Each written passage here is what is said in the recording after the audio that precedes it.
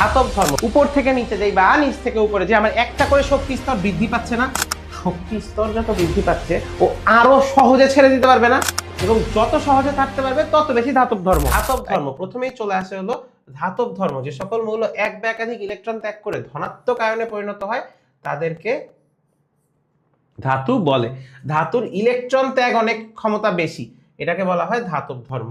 যে পরমাণু যত সহজে ইলেকট্রন ত্যাগ করতে পারবে সেই পরমাণুর ধাতব ধর্ম তত বেশি। খুব স্বাভাবিক না, ধাতু ইলেকট্রন ছেড়ে দিতে যাচ্ছে। তোমরা যারা পঞ্চম অধ্যায় পড়ছো তারা ধাতব বন্ধন পড়ে আসছো, যদি না পড়ে থাকো সেটাও ভাইয়া পড়ায় দিব, যে ধাতব বন্ধন পড়ে আমরা একটা জিনিস খুবই ভালো মতো বুঝতে পারি যে ইলেকট্রন সাগর আসলে থাকে ধাতুর মধ্যে। ধাতু যদি ইলেকট্রন ছেড়ে দিতে চায় তাহলে সে ইজিলি ছেড়ে দিতে পারবে।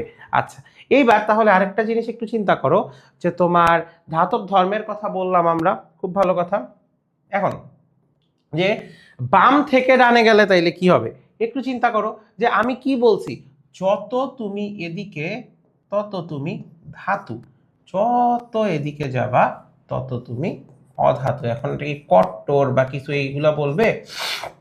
আচ্ছা, এইবার একটু খেয়াল করো যে তোমার ধাতু অধাতু যে আমি বললাম, তাইলে আমার ধাতব ধর্মের গ্রুপ ভিত্তিক সম্পর্ক দেখো।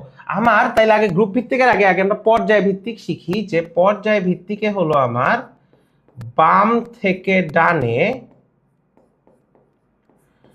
ধাতব ধর্ম হ্রাস বা ডিক্রিজ, হ্রাস বা ডিক্রিজ। কেন একটু চিন্তা করো, যত বাম থেকে জানে যাচ্ছি ওর ইলেকট্রন ত্যাগ করার টেন্ডেন্সিটা তত কমে যাচ্ছে, তত সে ইলেকট্রন রিসিভ করতে চাচ্ছে, তাই কি হচ্ছে যে ওর এটা ডিক্রিজ হচ্ছে। ধাতব ধর্মের যে তোমার ধাতব ধর্মটা সেটা হলো তোমার ডিক্রিজ হয়ে যাচ্ছে। এবার ধাতব ধর্মের গ্রুপ ভিত্তিক সম্পর্ক, ভাইয়া তুমি একটু কমন সেন্স দিয়ে চিন্তা করো তো, তুমি কি বলছো বলো তো, যত বাম দিকে আমি থাকি তাহলে সে তত ধাতু, যত ডান দিকে সে অধাতু। এবার যদি আমি নিচ থেকে টান দেই তাহলে একটু চিন্তা করো তো, যে যদি আমি এই উপর থেকে নিচে যাই বা নিচ থেকে উপরে যে আমার একটা করে শক্তি স্তর বৃদ্ধি পাচ্ছে না, শক্তি স্তর যত বৃদ্ধি পাচ্ছে ও আরো সহজে ছেড়ে দিতে পারবে না, এবং যত সহজে থাকতে পারবে তত বেশি ধাতব ধর্ম। তাইলে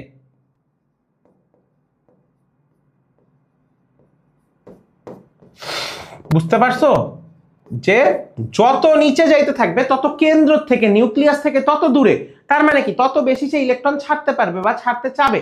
এই যে সে ছাড়তে চাবে তার মানে কি তার ধাতব ধর্ম বৃদ্ধি পাবে। তার মানে গ্রুপ ভিত্তিক সম্পর্ক কি?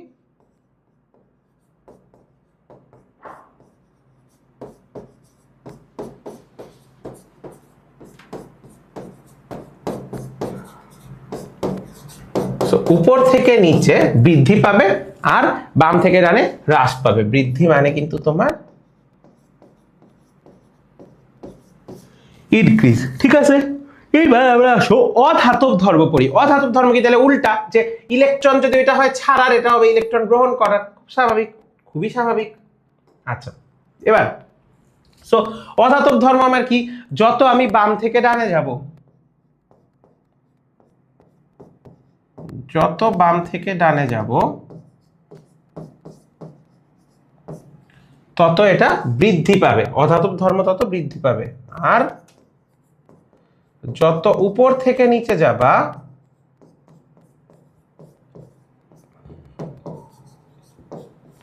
তত হ্রাস হবে। সো এই জিনিসটা একটু মনে রেখো, জাস্ট আগেরটার উল্টা হবে। আগেরটা বাম থেকে ডানে গেলে কি ধাতব ধর্ম হ্রাস পাইছে, এবার অধাতব ধর্ম বৃদ্ধি পাবে। আগের বার উপর থেকে নিচে গেলে কি হয়েছে, যে উপর থেকে নিচে গেলে আমার কি হয়েছে, যে ধাতব ধর্মটা আমার কি বৃদ্ধি পাচ্ছে, তাই এখানে অধাতব ধর্মটা হ্রাস পাবে। জাস্ট উল্টা, জাস্ট উল্টা, ঠিক আছে। আচ্ছা, এইবার আমাদের অধাতব ধর্মের, এটা আমি অলরেডি বলছি, এটা জাস্ট আগের স্লাইড, হ্যাঁ এটা আগের স্লাইডে লেখা আছে, এটা জাস্ট আগের স্লাইড বললেই হবে।